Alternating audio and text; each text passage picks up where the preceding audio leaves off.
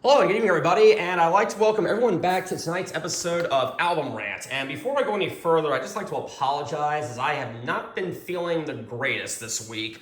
So this might end up being a very short episode. I don't really know how long it's going to last, but I could definitely see it not really going that long because I'm just not sure if I quite have it in me. But putting all that aside, I'd like to introduce you to the subject of tonight's review, and I am going back to new wave of British heavy metal artist Raven, who actually formed in the mid-70s, actually. They go back a lot further than one might think.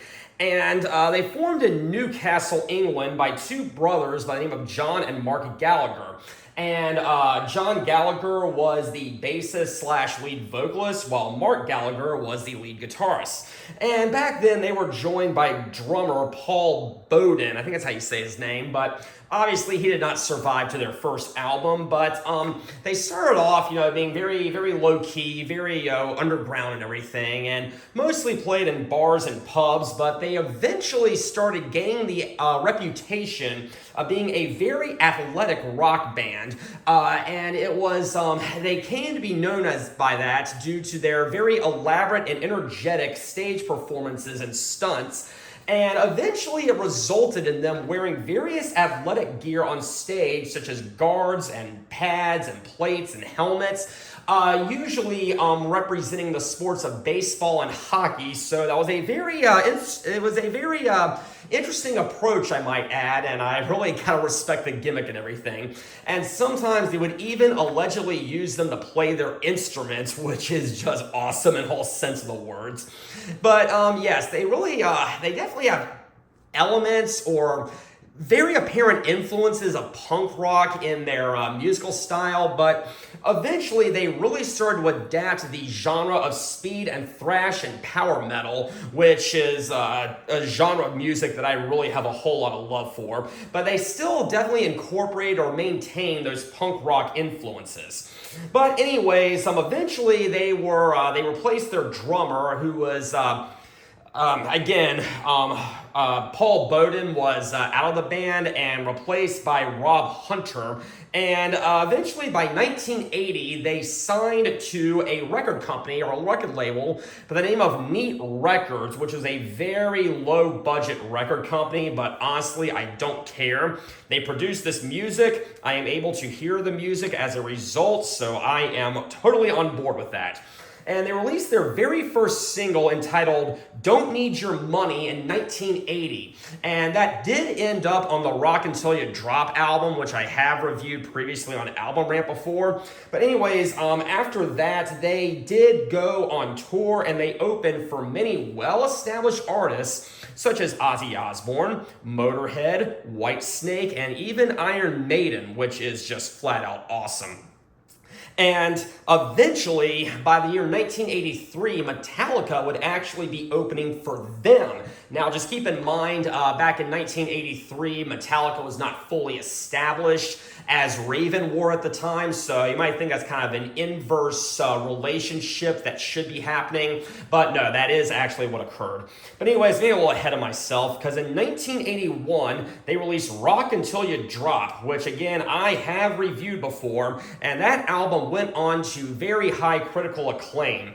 And some of the main highlights from that album were Hard Ride, Hell Patrol. Yes, there's also a song by Judas Priest called Hell Patrol. The aforementioned Don't Need Your Money, the title track, and there was a sweet duet cover of the songs Hellraiser and Action, both of which I am now realizing were later covered by Def Leppard. I knew that Action was, but not Hellraiser, but then I honestly just went back and looked at the Yeah cover album, and boom, there it was. And so, yes, I will say this, their covers of those songs by The Sweet are far better than the covers by Def Leppard. And then, of course, we had the mighty album closer, Tyrant of the Airways, and it was a flat-out awesome album. So anyways, in 1982, they released their second studio release the very next year, also by Neat Records, and that brings me to the subject subject of tonight's review, which is the album I am reviewing, Wiped Out, released in 1982. So, ironically, this album does not include the song Wiped Out, so I don't want to tell you. They do have a song called Wiped Out, but it's not on this album. But let's see what we have over here. Do we have anything on the inside? We might. Oh, yeah, actually we do. We have some lyrics right here, always good to have. And over here, looks like we have a mail-in order for the official Raven UK fan club. And I'm guessing this was part of the original 1982 release, so I'm not sure if that's still around, but if it is, I'm sure you're going to let me know. So coming over here on the back, we got some pictures of the band, and yes, as I said, they were a very, very energetic metal band, which I just think is awesome. Over here, we have some credits. We have Mark Gallagher on the guitar, the tremolism, the heterodenes, I don't know if I said that correctly, vocals, and Broken Bottle. Okay. We have Rob Hunter on the Crash Bang Wacko, also known as the drums, and I guess he also did backing vocals. And then, of course, John Gallagher on lead vocals, 8-string bass, the trim bass, the classical guitar, the bass pedal, and the megaphone. So, wow, that's a very impressive resume you got right there. So, we come to side number 1. And I just gotta be very honest, a lot of these songs really run together. On this album, at least, they have a format, they have a sound, they have a style, and by golly, they are going to stick with it. But it starts off with Faster Than the Speed of Light.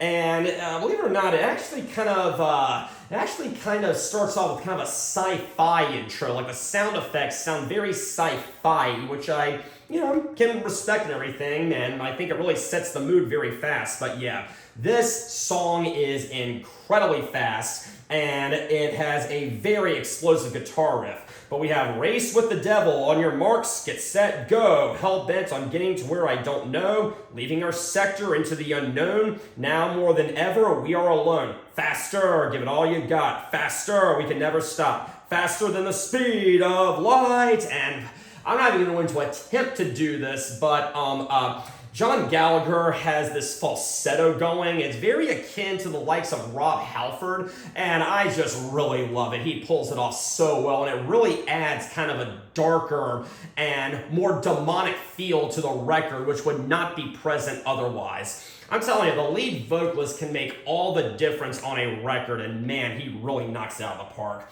So then we come to the second song, Bring the Hammer Down. This one kind of fades in a little bit and is a tad slower than Faster Than the Speed of Light, but it still is a very, very fast song. It has more of a doomy feel to it while also maintaining a very raw sound.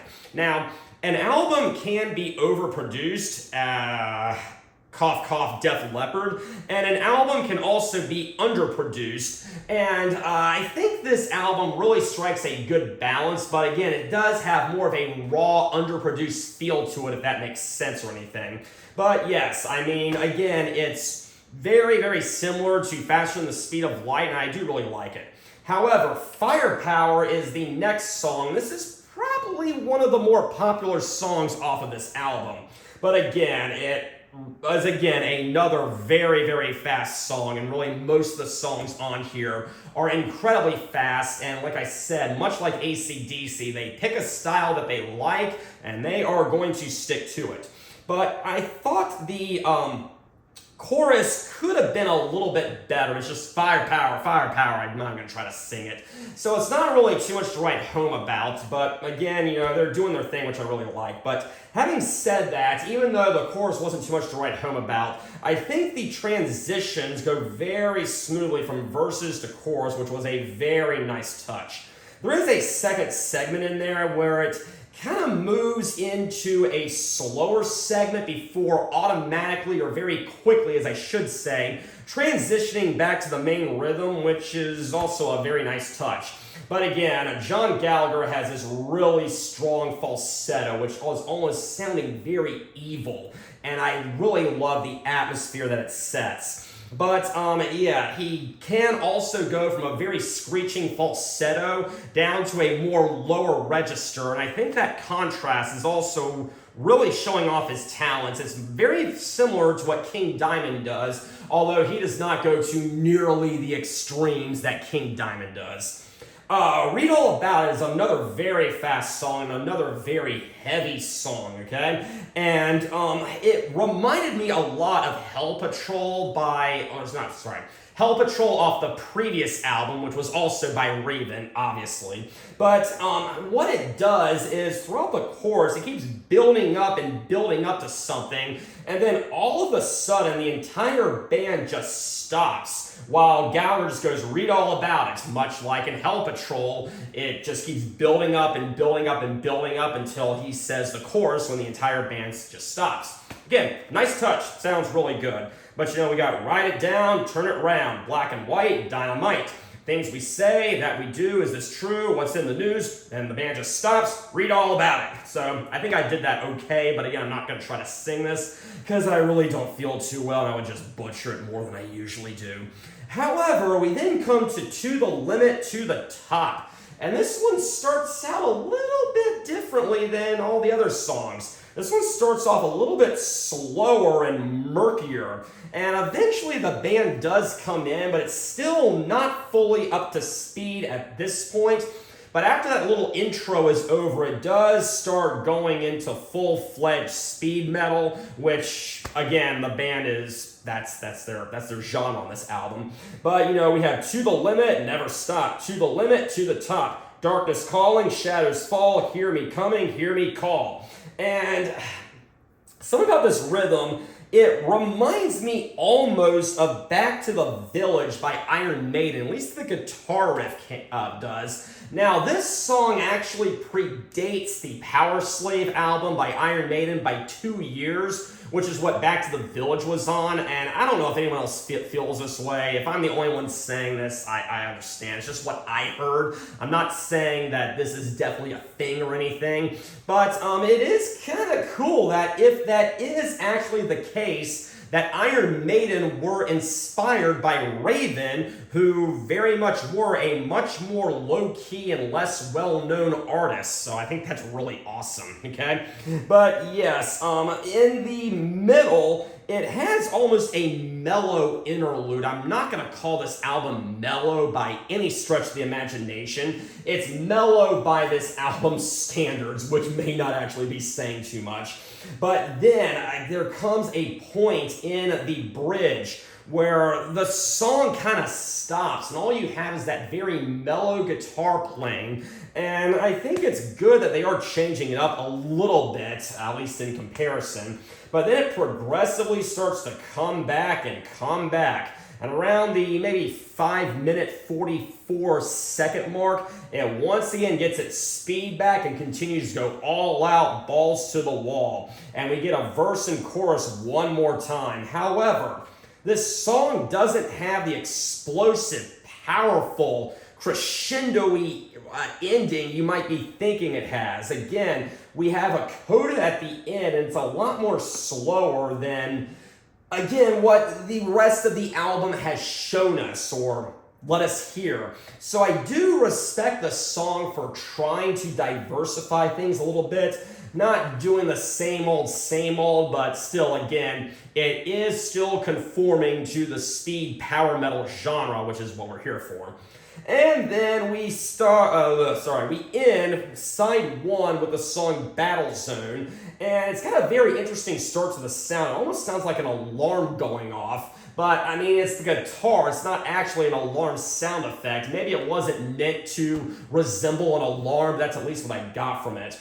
But again, it's another very, very fast song, and I said a lot of these songs conform to a style and a pattern, and it sounds very much reminiscent of Firepower and Faster Than the Speed of Light, which is fine.